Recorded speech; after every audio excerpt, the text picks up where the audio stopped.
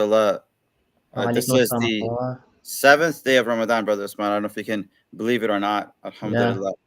yeah. We're here live at RamadanPrep.com. If you are new to our community, go ahead and if you're watching this stream elsewhere, you can go to RamadanPrep.com so you can sign up. RamadanPrep.com. This way you can get all of the different recordings that have happened so far. I'm sure we had begun the program with Sheikh Yasser Qadi on March 10th with talking about getting ready for Ramadan as in general. Then we had the topic of Quran. We had the topic of the heart yesterday with Sister Hala Banani. And we've got the topic of maybe the mind today with Brother Usman Mughni. Let's see if we cover both heart and mind Mm. today as we conclude with the last day of Ramadan prep. And again, as always, I remind you guys, our main partner is a continuous charity that's allowed us to be here, and you're watching on their stream. So that's acceducate.org.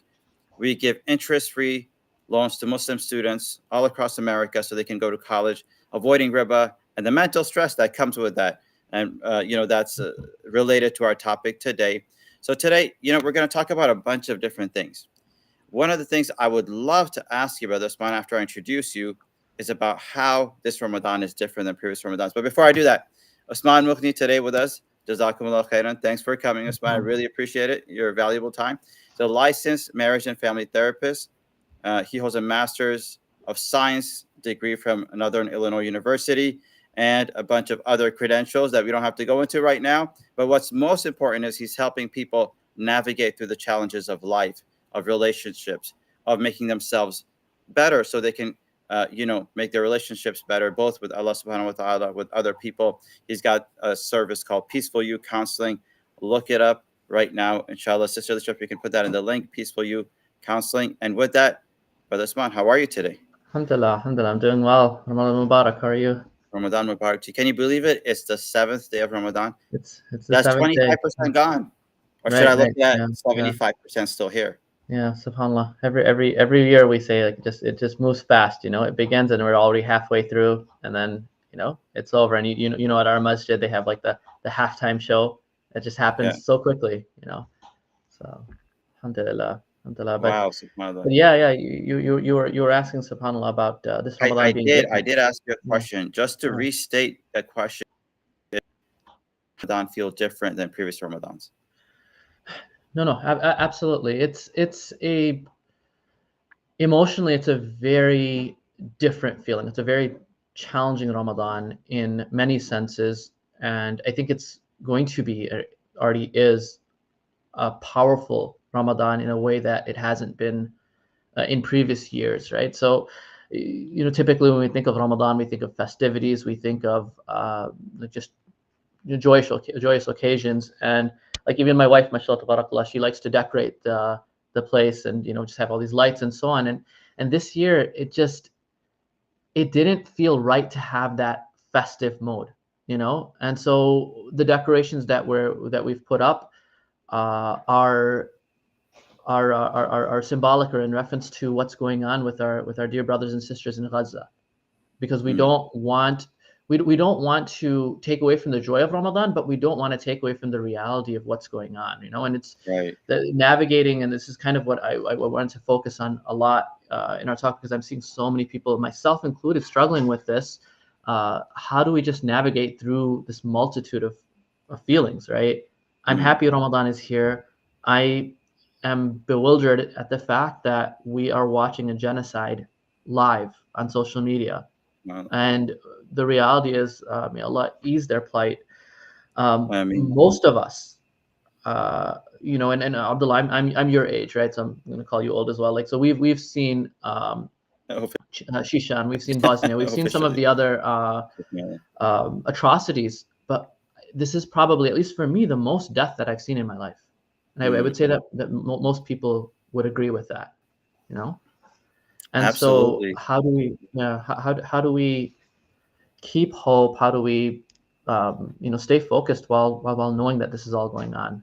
Yeah, and so Subhanallah. so so so that's what's different. But also, what's different is, I know for me, my heart was yearning for this Ramadan. Just honestly, there's an anger Mm, against the oppressors and what's going on. And so, ilallahi mushtaka, we say that to Allah we complain. And so this is a month where we are going to complain to our Lord, and we are going to open our hearts and shed tears for the injustices going on. And I think that there's almost this cathartic relief knowing that, okay, now you're in a space and in a mindset where it's okay, very socially acceptable to cry during Ramadan and Taraweeh, Mm, very socially acceptable to cry in your qiyam, and really hyper focus those tears on what's going on. subhanallah. No, Hmm. you're absolutely right. Even in everyday life, whether we're at home, we're at work, we're by ourselves. I think this Ramadan is different, and especially with what's going on in Gaza, in Sudan, elsewhere, we see like you said, we've never seen a genocide unfold live, and that definitely has this effect, and I think that plays into people's uh, everyday emotions and plays into our family lives, our work life, and subhanallah, we're seeing that, and more importantly, we are feeling, I would say, a sense of guilt, right? We're feeling a Yeah. sense of like helplessness, like how can we help them? Why do we have it so easy? Do you Right, right, feel right. others are feeling the same way? Yeah, I mean, honestly, so I've seen about like four different emotions, mainly. You know, People who talk about this when they come to my practice, or just in general, just talking to people. And guilt is usually at the top of it, right? So there's guilt, there's Mm, sadness, there's anger, and hopelessness. So guilt, I feel like for a lot of us is this dominant emotion right now. And there's a healthy way to deal with guilt, and there's an unhealthy way to deal with guilt. And just to help people kind of navigate through this, because honestly, this is a day-to-day struggle for me right now, because subhanallah, and Abdullah, I'm sure you know this, my brother-in-law, and I'm sure a dear friend of yours, I'm actually, after this, I'm leaving to the airport to see him off, because he's going on a mission trip to Gaza right now, with another medical team. May subhanallah. Allah protect them. May Allah protect I mean, all of the healthcare workers and all of those serving to help the mustadifin, to help those who are oppressed and going through so much difficulty. And subhanallah, like there's a sense of, obviously, pride for mm, so many people from our community, believe it or not, are going and helping, and right. putting their lives at stake, to help their brothers and sisters. But then there's this, okay, am I doing enough? And one of the dominant feelings of guilt is what's known as survivor guilt, right? And it's this, you know, their children are no less than our children, you know, and we're parents and we know this, right? Right. But those are our children too. And, those are our children who are being bombed. Those are our children under the rubble, Subhanallah. you know? And so a certain sense of guilt, a certain feeling of guilt is absolutely normal. It's absolutely acceptable, and it's a sign that your heart is alive, because Mm, if the Muslim Ummah is one body, right now, Gaza is the heart, you know? yeah. And so, if we utilize that feeling of guilt into healthy, actionable items. So, for example, this Ramadan, Sheikh Umar Sulaiman was encouraging this, and I love that he did that. Let's make our iftar a little bit more simplistic. Let's not be Yeah. extravagant, because it's just weird when we are eating Mm, lavishly and watching people starving. You know, subhanallah. they're saying Allahu Akbar because they got flour. Mm, So it's okay for us to step it back a little bit, like cut down on the samosas and all of that. Have a simple iftar, right? And this is an idea. Allah bless my wife; she's full of good ideas. We've tried to implement mm, a very simplistic. She calls it a Sahabi-esque iftar, where people come very quick, 15 minutes, simple iftar, and you're at the masjid on time. Just to kind of revive that sunnah of simplicity. So that's a healthy way to deal with the guilt. Um, with survivor guilt, there is the unhealthy aspect of it. And there was a 2018 study that spoke about this. It was a qualitative study which spoke about survivors who had survivors of war who had like this PTSD, and they were just constantly in battle in their minds with, I don't deserve the good, mm, feeling you don't deserve all of the khair that you have. Sometimes even feeling like, okay, maybe I'm a bad person, I'm not capable of doing any good. And that's the negative aspect of guilt, right? Yeah. That's the aspect where you have to take a step back and say, you know what, like, yes, I feel bad. Yes, I feel horrible for what's going on, but Allah chose this for me as well. So let me, rather than say I don't deserve it, because I don't get to decide that. Allah decides what I deserve and what I don't deserve, what I have and what I don't have. That's already written. You know what I'm saying? So rather than use that kind of rhetoric, which is going to be, it leads to like self-deprecation. It's not, at Mm. least initially, essentially like inactivity. Being able to just say, look, yes, I feel guilty. I wish I could do more. My heart bleeds for what's going on, and now let me focus that sadness on making dua. Focus that sadness on having a simplistic iftar. Focus that sadness on, and that guilt, excuse me, on not being as wasteful, donating more, doing what I can do. Right. So this is, you take a very intense feeling and you kind of laser focus it to something good. So that's guilt Awesome. is one of the major feelings. Yeah. And then You there's know, like sadness. subhanallah, Yeah. Yeah. you're absolutely right. Like we all have a sense of guilt, but then I would say some people, and I've seen this, and probably you've seen this as well, they have that such a strong feeling of guilt, of just like, okay, I'm alive, Yeah. they're dead, I have food, they don't. I how can I put up lights this Ramadan, like the example you gave, or have a festive iftar? Um, what is the balance? Is there a balance, or is it different for everybody? Like, for example, let's say you have two brothers. One wants to kind of enjoy their life a little bit, in the Yeah. sense like they want to make it festive for, let's say, for their kids, not even for themselves. But then Right. you have another brother or sister that's saying, no, like, totally not going to do anything this Ramadan. Is there a balance? Is there not a balance? Or is it different for people because their emotions and their feelings are different? No, very well said, right? So, I mean, if you're somebody who's prone to depression, or maybe is diagnosed with depression, for example, right? You're gonna have to take things a little bit differently, right? Mm, For that, you might need more of that festive feeling of Ramadan. You might need to focus more on that, right? I think the right. balance is like, we fall very often into black and white thinking. Either I Mm, celebrate completely or I don't celebrate at all. No, that's not what we're saying. We're saying that we alter a few things about our Ramadan to make sure that our eyes and hearts are always focused on Gaza, while recognizing that it's Ramadan, right? So when a beautiful idea that my wife had was just to put little like candles with maybe a small paragraph of one of the children in Gaza, right? So this is a decoration, but it's also keeping in mind. And what does that do? That makes us more grateful, right? That mm, allows us to uh, constantly remember them, but then do something. I see that picture. I read a little paragraph about about a child, realize their humanness, and I make dua for them, just as I make dua for my children. You know, so I think that's the balance. But you're right. It is a very individual thing. You have to gauge yourself, right? When we talk about sadness, right?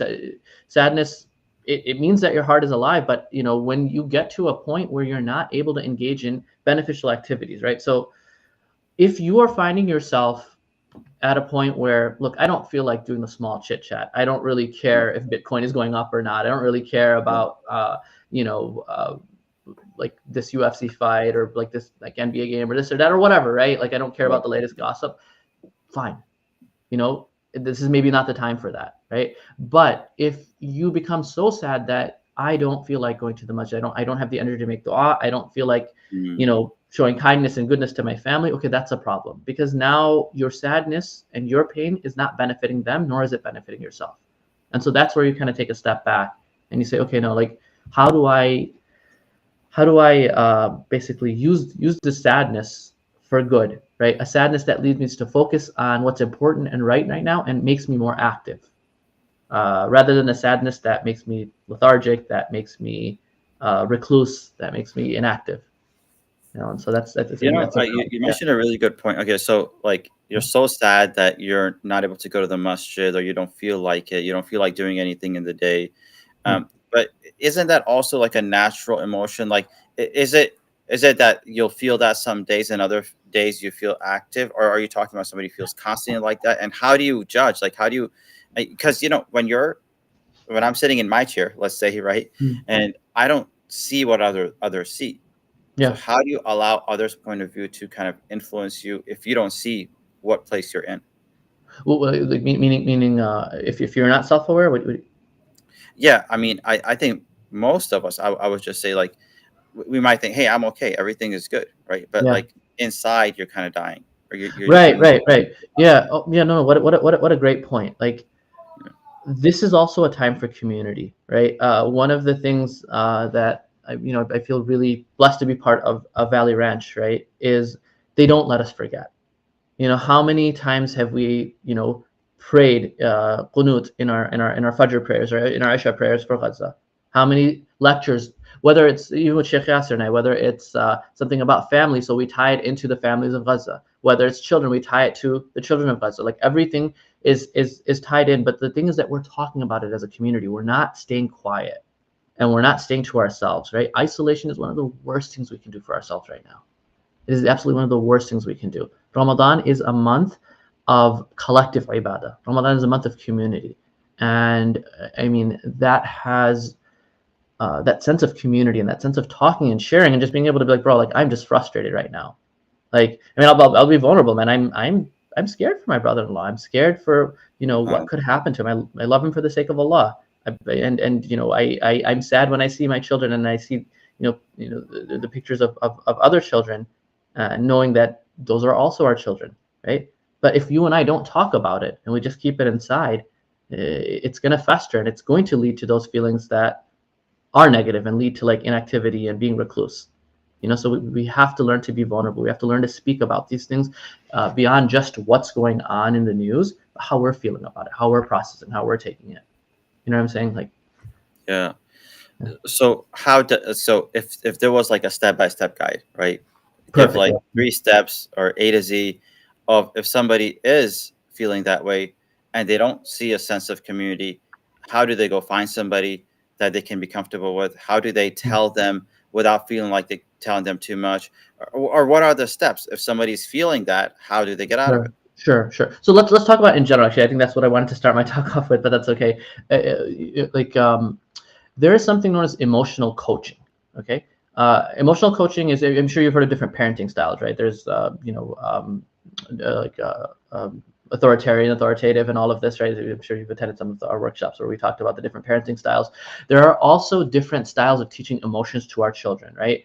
And the best approach is something known as emotional coaching. But it's not only for our children, it's for ourselves, right? So emotional coaching has a few components to it. And the first component is being able to recognize and acknowledge that emotion and say, this is a human emotion, right? It's normal. It's not a weakness of faith.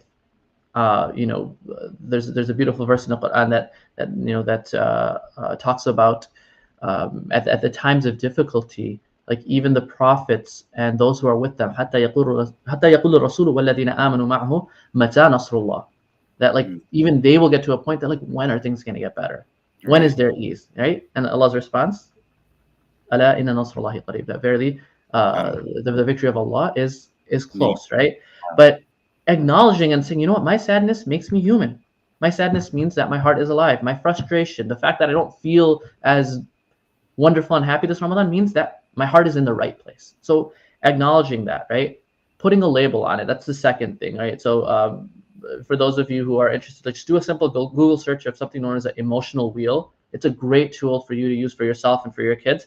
It just basically expands your emotional vocabulary, right? And the more you expand your emotional vocabulary, the more tangible, the more easy it is, malleable it is to be able to understand and then manage your emotions. So it's not just sad, but it could be frustrated, guilty. It could be, and you go more and more into detail. So an emotional wheel kind of helps you put more of a name to those feelings. And then once you do that, so I'm not fighting the fact that I'm sad. I'm not questioning, oh, why am I sad? Why am I feeling this way? No, alhamdulillah, Allah created me this way, right? This means that my heart is alive. And this is what I'm feeling right now. This is I've sat down, I've identified, I've processed it, I've talked about it with people. Now I've learned to put on the proverbial band-aid, right? The example that I give is like if a child falls off a bike, right?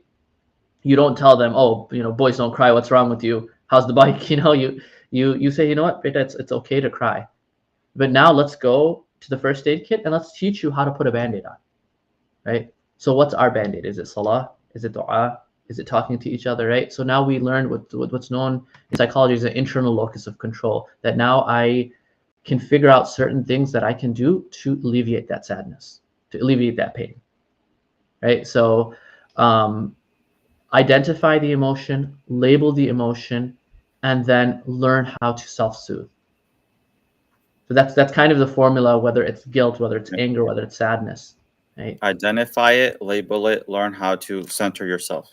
Yeah, basically, to Self- set yourself to do something about that. Like, I'm taking that guilt, for example, and I'm changing the way I do iftar. I'm Mm, more generous. I'm more, I'm taking that sadness, and I'm recognizing the reality that the family members in Gaza who lost their spouses subhanallah. wished that they could have them back. So how am I going to treat my spouse moving forward? Wow. My children, how am I going to treat them? Like, they wish, subhanallah, they would give anything just to argue with their children again. You know? So that is an actionable change that you can do, and it's a healthy way to deal with the emotion. I'm going to treat my family better. I'm going to be more appreciative. I'm going to be more generous. I'm going to focus more on what's important in life. You know, Yeah. so it's yeah, learning to kind of navigate those emotions in that manner. Brother Usman, we're like 25% done with Ramadan, right? Yeah. We've got the other 75% that we can make do with. What if somebody wants to take full advantage of their emotions? Maybe they're sad, maybe they're upset, they're angry, or they're feeling guilty, or now they're feeling like, look, I didn't even take full advantage of Ramadan because I was so down. Like, what can they do now for the next 75% that we have left? No, absolutely. So this is more of a Sheikh Yasser advice. I want to give credit to people who have the awesome advice, right? So uh, can you pin the equation in the comments? Yes, inshallah I will. So Ramadan is, gosh, I forgot the word that he used, but this is not just a month that class. It's like one and done, right? So it's not that, oh, it's 75% done, I've lost my chance. No, it's what habit do I want to inculcate within myself and within my family that is going to continue beyond Ramadan, right? So if we're talking about simplicity in eating, or if we're talking about being more generous or less wasteful, then I'm going to make a commitment today. Maybe I wasn't doing that the first week of Ramadan. Maybe I went overboard with the samosa and stuff, right? Now I'm going to be more conscious about it, but not just in Ramadan. It's going to translate over to, inshallah, the rest of the year. If I'm generous now, it's going to translate over. If I'm more mindful and more, aware of the larger picture, that when you have people who are starving to death, when you have people who are dying, don't argue with your spouse about the grocery bill. Learn to let that stuff go, right? It really puts life in perspective. Carry that on after Ramadan as well.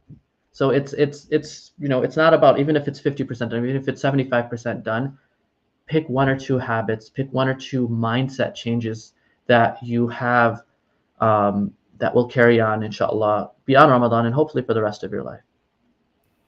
Uh, I mean. All right, so let me ask you like a little bit of a different question, right? Super. So we have people of all ages probably on here right now.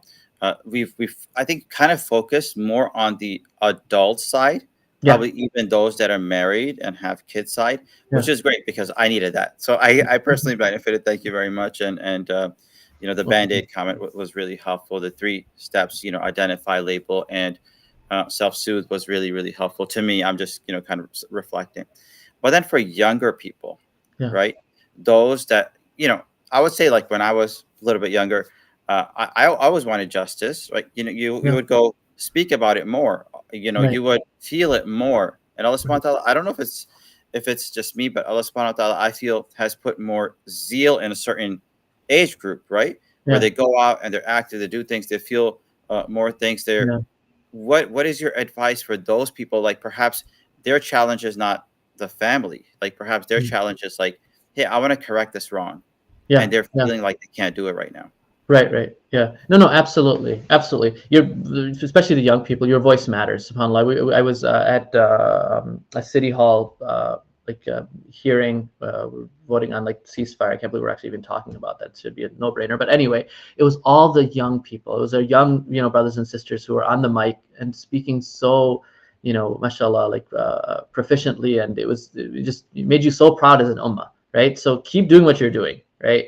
That anger, going to protests, speaking to your representatives, right? Boycotting, donating, all of that. That's a healthy way of displaying your anger, right? Uh, an unhealthy way, especially young people, please don't get into arguments with useless people online and trolls and so on. I don't know, half of them are probably bots. Don't waste your energy with that, right? This is not like, the difference between unhealthy anger, and I do a lot of anger management in my practice as well, is that, unhealthy anger is where we have a certain insecurity about ourselves, right? I feel I'm less accomplished, or I feel I don't look good, or I feel I'm not educated, or I feel that I'm disorganized. And so when anybody alludes to that in some way, I get very defensive, right? No, it's not about our ego right now. Our anger is because the rights of Allah have been violated. Our anger is because what Allah has said is sanctified has been has been disrespected, right? Each human life is worth more than the Kaaba, right? So that's where our frustration is. And again, this is a great example, especially for our youngsters. Please keep doing what you're doing. Allah, you guys are leading the way and putting us to shame, right? Honestly, it's the young people who are setting up these protests. It's the young people who are at these rallies and who are speaking out in front of their representatives and polling and all of this. It's the youngsters, mashallah. So that's a great example of utilizing that anger in a controlled way. I don't lose my adab. I don't lose my principles as a Muslim, but my sense of justice shines at this point. Yeah, Yeah. subhanallah. I Yeah. think you said it really, really well. Like, taking it, the energy that somebody may have, whether young or old, Right. channeling it into something positive for yourself, for the ummah. Right. So like we talked about young people, like what about kids? What about kids? Excellent Particularly question. kids Yeah. that are Yeah. might be so affected. Like, parents are trying to explain it to kids. Kids are trying to understand what's going on in the world. And also in Ramadan, like if kids see, like, for example, let's say your kid asks you, why are we not decorating this Ramadan? How are you going to explain that? And how are kids processing this? What have you seen in the field so far? No. Excellent question. Yeah. So we actually gave a specific workshop on this not too long ago. So for kids, it depends on the age group, right? So for very young kids, don't let them on social media. In general, I know we want to be informed. Looking at gory images, it really doesn't do much benefit, right? Gotcha. So you can be informed and you can talk to your kids. For younger kids, like you want to like just ask them like what they know first, right? Gauge like what they know, because you don't want to start preaching to them without knowing what they know first, right? So what have Where you they're heard at. about Gaza? What have you Yeah. heard about Palestine? What's been going on, right? Like my son, like he was like, yeah, Baba, it's the Irish that were against them. I'm like, no, sweetie, it's not the Irish. He was trying to confuse Israeli and the Irish, and so I Mm. explained to him what Zionism is and so on. And so find out what they know first, right? And talk to them at their level, right? So for elementary school kids, like really honestly, they should not be on social media. They shouldn't be looking at this stuff. Mm. It serves no benefit. As they get older, and they start developing this, higher sense of justice as teenagers, and that's when you start to have dialogues, and that's when you start to give them the platform to also speak their feelings and emotions. And it's going to be a continuous conversation, right? It's not just a one and done, like because the situation is changing on a daily basis. Our emotions are changing on a daily basis, right? Yeah. So keep those lines of dialogue open. Yeah. Awesome. Yeah. So with kids, is it particular, like do their emotions fluctuate more than adults? And if they do, like, how do you help them with that? Right. No, absolutely. Absolutely. I mean, some adults' emotions fluctuate more than kids, right? So everybody has their own unique temperament, subhanallah. Yeah. But we lead by example, right? If our kids have a venue to be able to say, "This is what I'm feeling," without feeling judged, right? Mm. They have the ability to be able to say, "I'm angry, I'm sad, I'm hurt, I'm frustrated, I don't know what to do," or "I'm not even feeling anything. I feel, I don't know, apathetic," right? Uh, then we can kind of guide them as far as like that same method of sweetie, it's okay to feel sad, it's okay to feel hurt, and in fact, that means that your heart is in the right place, right? Now, what are some things? Let's brainstorm. What are some things that we can do? You heard about some children who are going through difficulty. What's something that we can do? My subhanallah, like one of the things that my brother-in-law told us is that the NICU, the neonatal intensive care unit, is out of diapers. They're out of Subhanallah. diapers, you know. And so we tried to send some. I hope it allowed to bring benefits. Send some of the reusable diapers over, hoping that it'll bring some benefit. I mean, imagine as a parent not having Mm, diapers. Uh, so you can kind of at a very low level tell your kids this, and so they're like, oh, okay, let's go maybe donate to an organization that is providing that, or let's go and maybe if it's something that we directly can't help immediately right now. The children of Gaza, there are poor children close by within our vicinity. Let's yeah. go. Let's go volunteer. Let's go work there. And so give them those ideas. And so now you're giving them an avenue to navigate through those very difficult emotions, right? So you're giving that again, that proverbial band-aid is donations. It's doing something about it in a healthy way. So if that makes sense. Awesome, awesome. Yeah.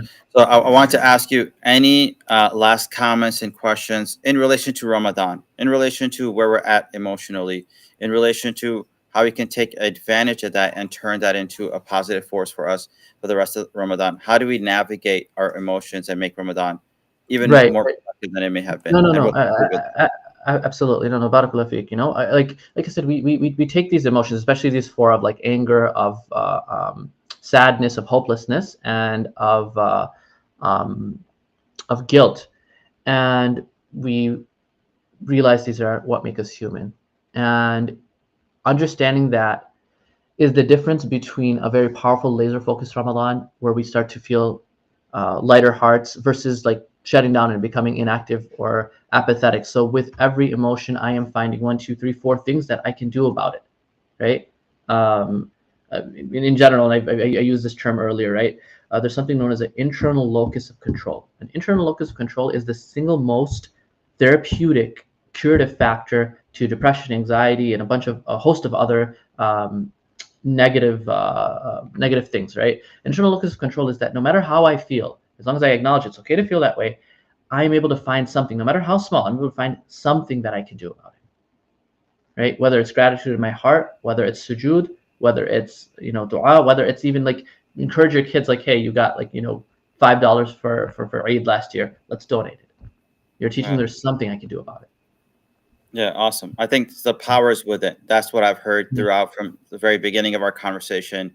yeah, It's not about outside. It's not about what's happening in Gaza, what's happening in yeah. Sudan. It's about to alleviate them from Mhm. all of their sufferings immediately Amen, and bring amen, them amen. victory, Yeah, bring them peace. This yeah. Ramadan allow them to celebrate Eid like never before. May Allah subhanahu wa ta'ala, bring our ummah together as He's already done, Amen. and show us the right way, guide us in these last, not last, but in the remainder of Ramadan. But what I've Absolutely. heard is it's not about Gaza. It's not about the other people. It's really about within how you A hundred, control yourself.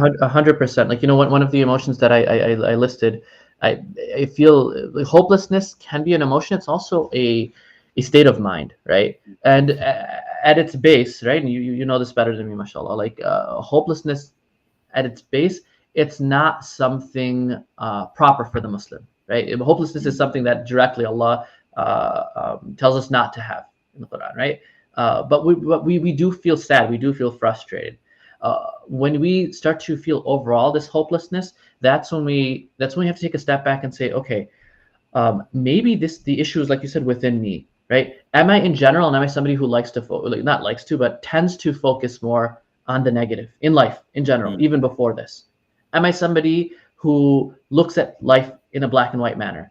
Where it's either everything is good or everything is horrible, right? Am I someone who catastrophizes and just looks at everything that can possibly go wrong, and maybe I feel that everything that goes wrong happens with me, right? So if there's a mm. traffic jam, it happens when I drive, right? If there's a Yeah, thunderstorm, it's when I'm out, yeah, so yeah.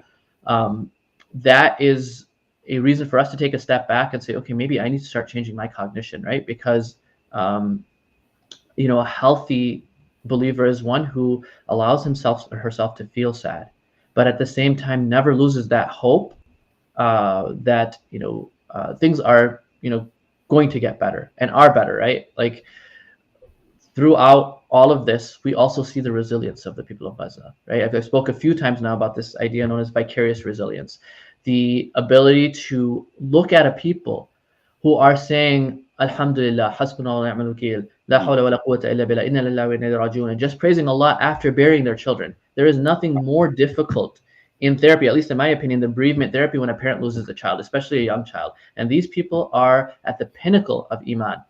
What do we learn from them? If they can overcome those like unfathomable difficulties, then I can overcome my worry about my job, or I can overcome my worry about my kids, or for the younger generation, like my worries about school or my worries about friends and so on. If they can overcome their challenges, certainly I can overcome mine. Oh wow, Mhm. that's really really powerful. So, mashallah, we actually have a kids segment coming up with Yeah, yeah, yeah. Ilyas Yes, here yes, in just a second. We went a little bit over time, but I really needed this, so I'll ask a question that I need as well. I conclude with that because we don't see a lot I of don't want questions. to take away from Ilyas and Duck, man. I love the book. I was just reading it to my daughter, so. Oh, mashallah, alhamdulillah. Yeah. All right, well, we'll end with this one last one. Okay, what does it mean that Allah is as you think of Him? Very good, right? Right, like, and bihi, right? Like that, that I am as my slave thinks of me, so let my slave think good of me. And as the Prophet ﷺ, was one of his last words before passing, is, let not one of you leave this world except that he has a good thought of his Lord, right? Wow, This is cognitive behavioral therapy at its core from a Muslim lens, right? We know that Allah's judgment is perfect and his wisdom is perfect, and the people of Gaza know that. And that's why they're able to say that, because they know that paradise is better for them than this world.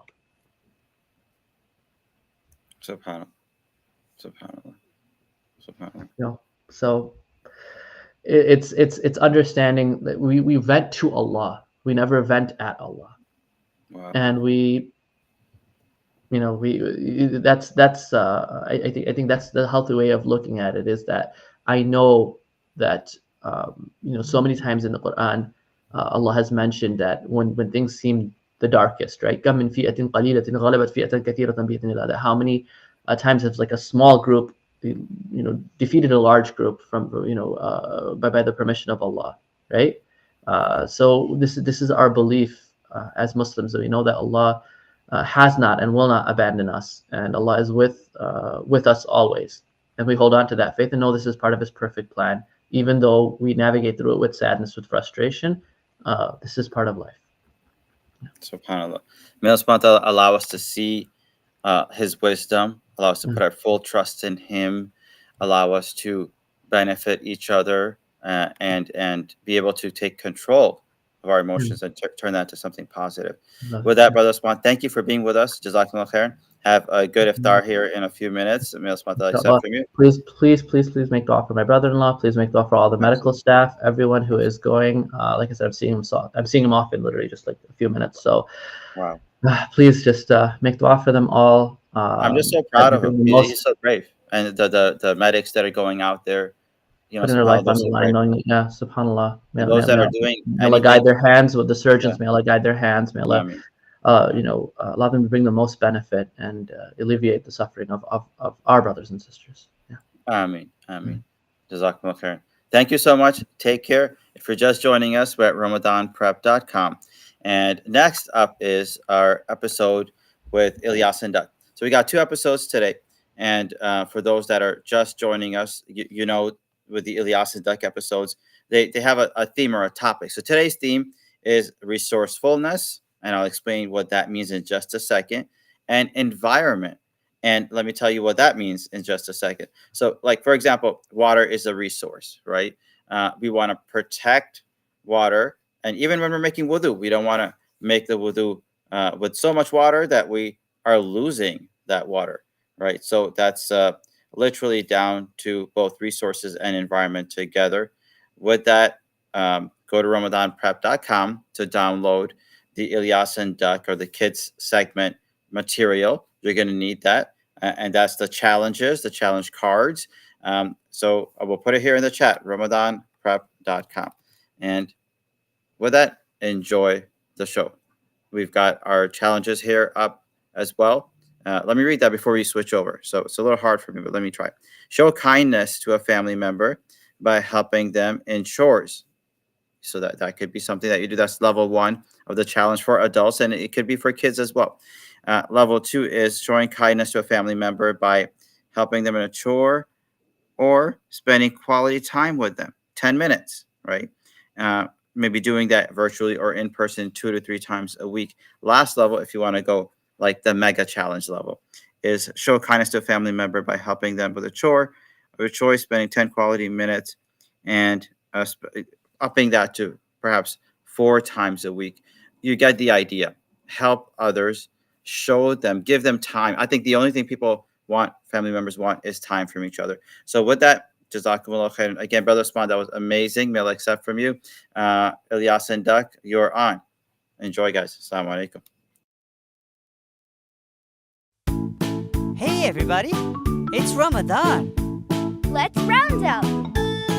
It's Ramadan Roundup. It's Ramadan Roundup. It's Ramadan Roundup. Ramadan Roundup with Ilyas and Duck. Let's go!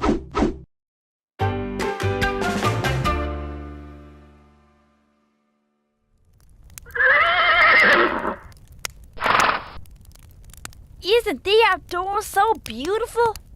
Yes, I've been outdoors for hours, Ranger Duck. There is nothing out here for miles, except some trees and mountains. I was lost around that mountain 3 times.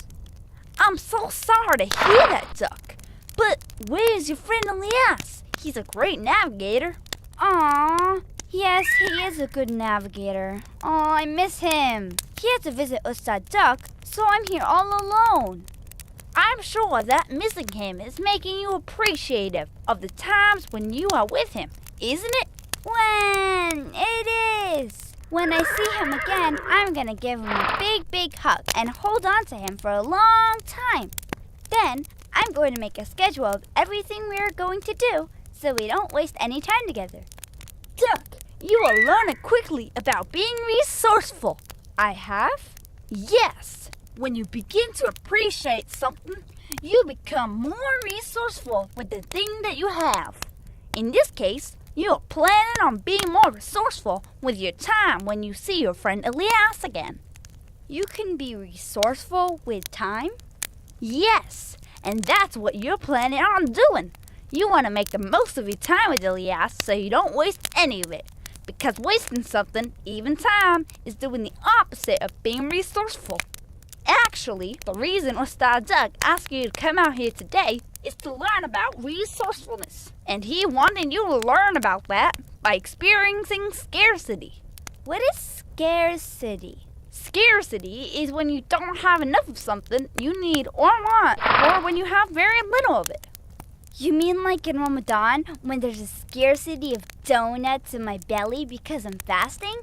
Yes! Ramadan is a great example of experiencing scarcity. That's all part of Allah's plan, because by restricting us from food and water, Allah is teaching us to be appreciative of the things we cannot have but need. When we cannot have something, we think about and appreciate that thing much more.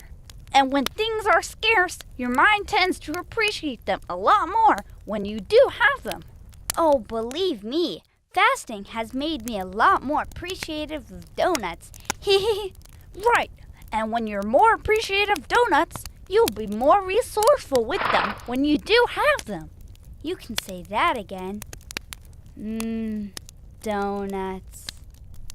Let me ask you a question. Say you break your fast and only have 10 donuts available to eat for the week. Would you eat them all in one sitting? That's what I would want to do. But then there won't be any left for the rest of the week, and I will miss them. Right. If you eat them all in one sitting, then you are not being resourceful with your donuts. Now, instead of donuts, let's imagine something very important for our bodies. Water. Imagine you only had 1 bottle of water to drink for a whole week, and you were here in the great outdoors all by yourself. Would you drink all the water on the first day, or would you take small sips every day so that the water will last you the entire week? Take small sips every day so it'll last me the entire week. That's right. Water is so important for us to live that if you are not resourceful with it, In that example, you will run out of it. That would not be a good situation to be in. No, it wouldn't. And that's because you would have been wasteful with the water, not resourceful. But that isn't the situation right now. I have plenty of water with me and at home. It's important to always be resourceful, Duck, whether you have little of something or a lot of it. For example, when you make wudu for salat, would you keep the tap open the entire time just because you have access to modern day plumbing and there's a lot of water available?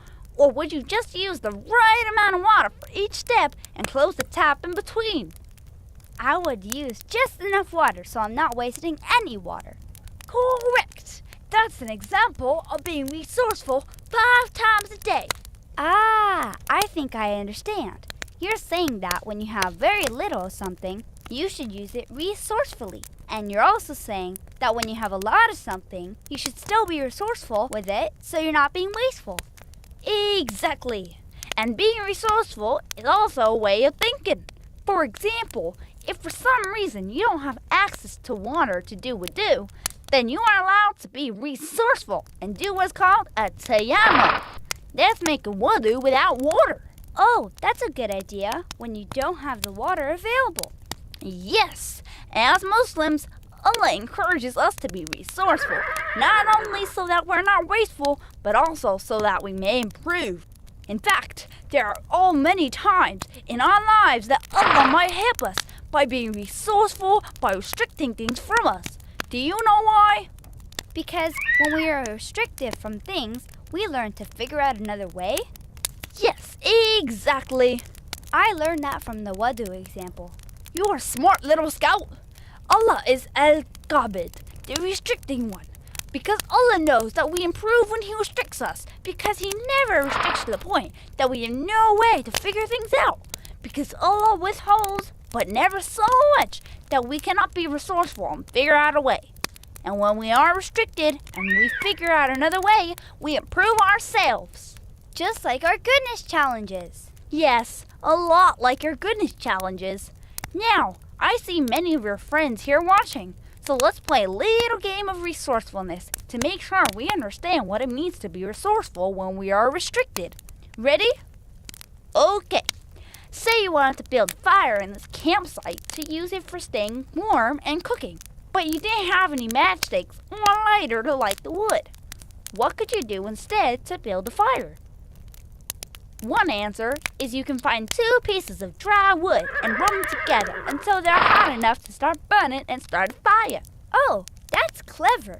Yes, it's being resourceful and finding a way. Okay, let's do one more. What would you do if you're in the forest and need to write down something and don't have anything to write with? There are many answers for this one, but one is to find a piece of coal and use that. It works just like a pencil. You see, Allah withholds, but never so much that we cannot be resourceful and figure out our way. And in doing so, you improve yourselves and learn new ways of doing things. Wow, I learned a lot about being resourceful today. Now, I should use some of that learning and find my way home. It's starting to get dark. But how will you find your way home? You don't have a map. I will be resourceful and use the stars to find my way home.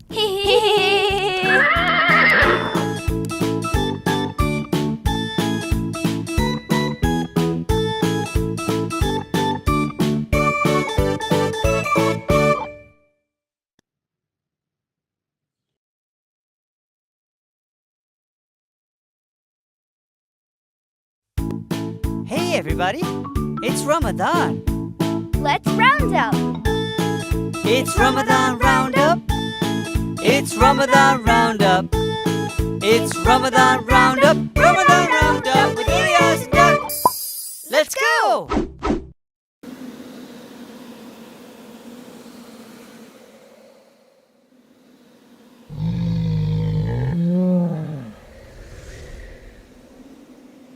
Assalamu alaikum.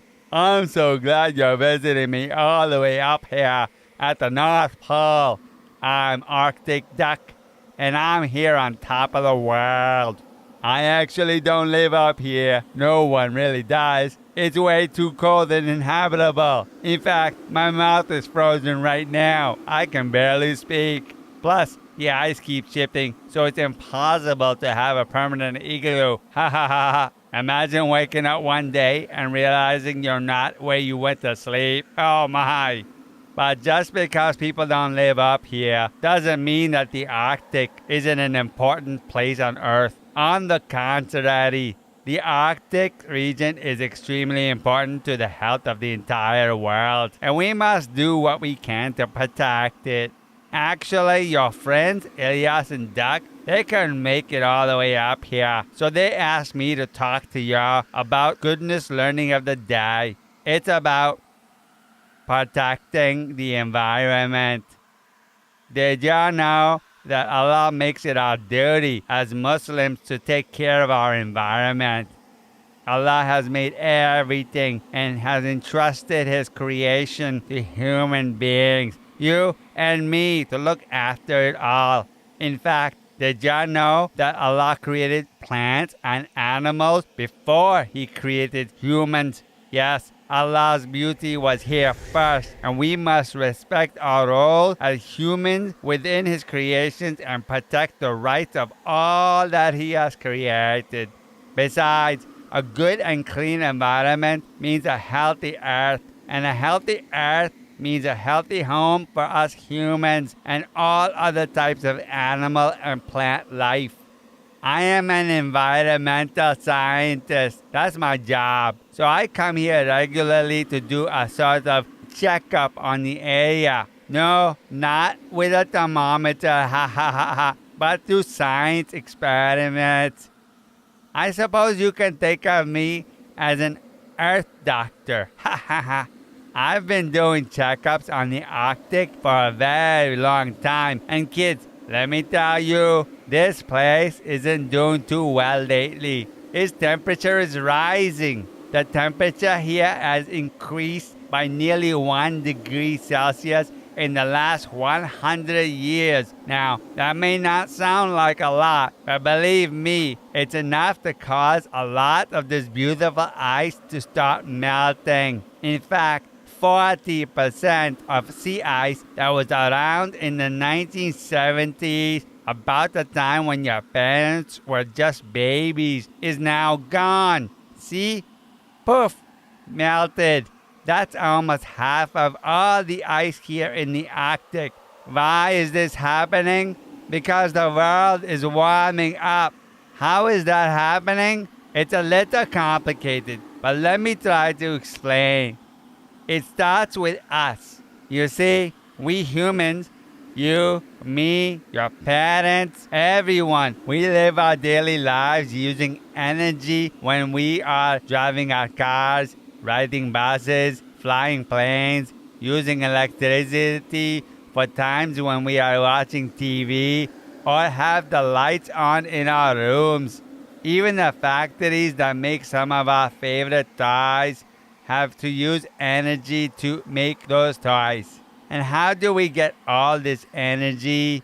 Most of it comes from burning things like oil, gas, and coal.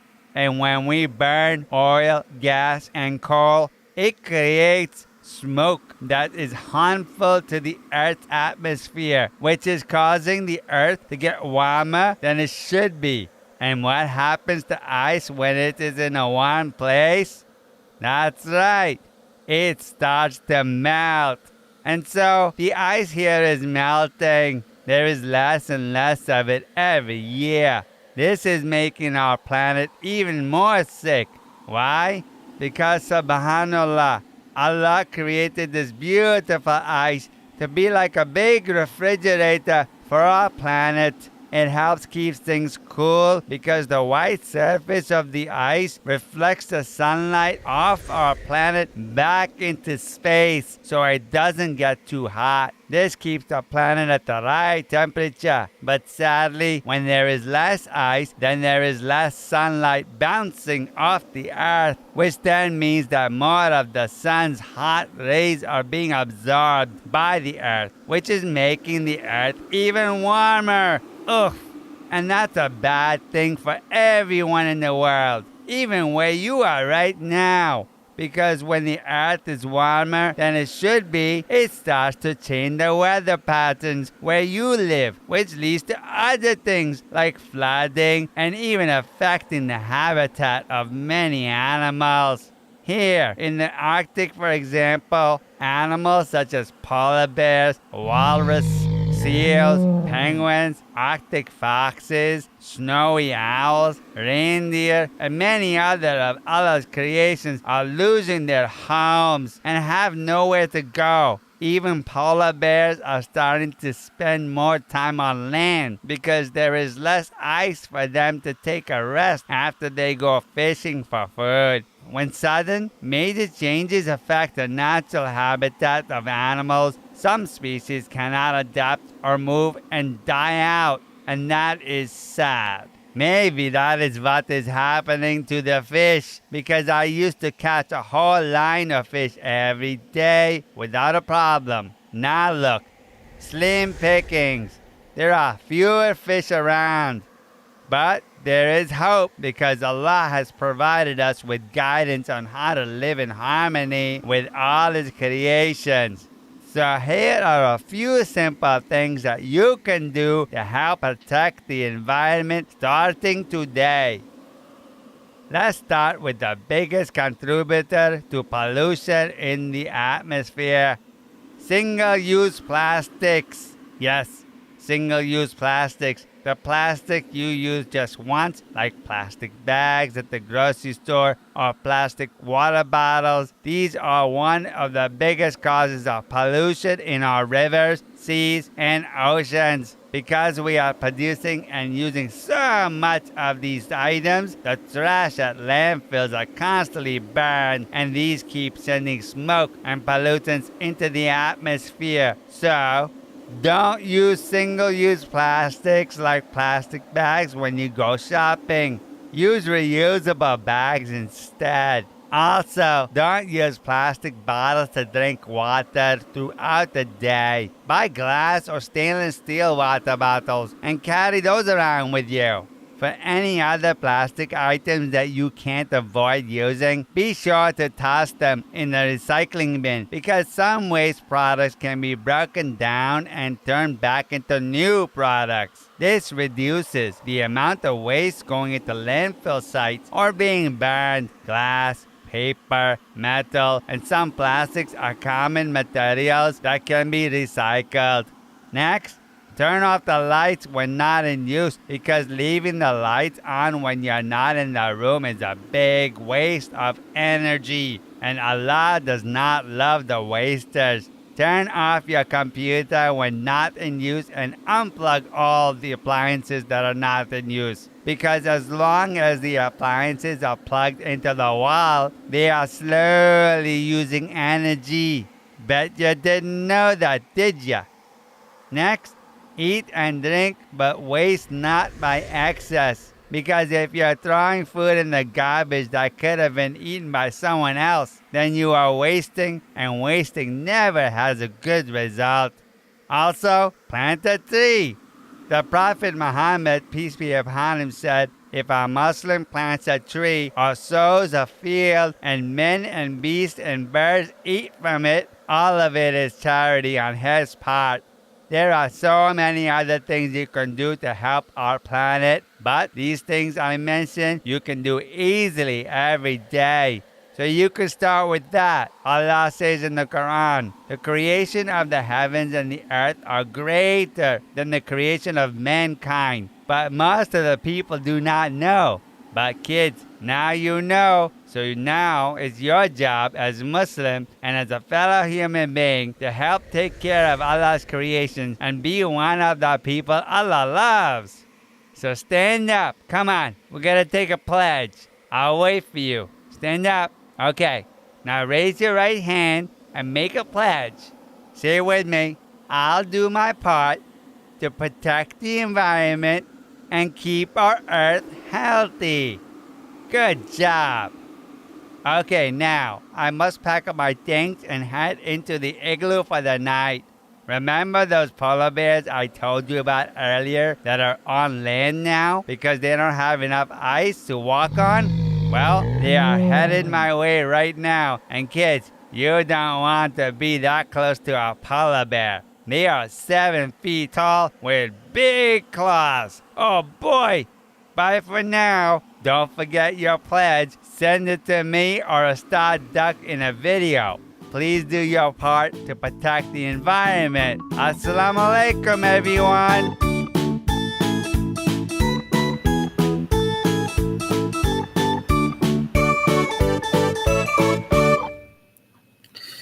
Assalamu alaikum, guys. I really enjoyed those two shows. My kids were right here next to me watching the show. May Allah subhanahu wa ta'ala accept from everybody who's been part of this program.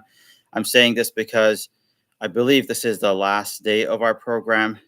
We've really enjoyed and benefited from Ilyas and Duck, but thank you, Brother Merkhwaja, for partnering with us. We've benefited from Sheikh Yasir Qadi, Brother Farhan Zuberi, Sister Hala Banani yesterday and today, Brother Usman Mughni, putting a lot of things into perspective.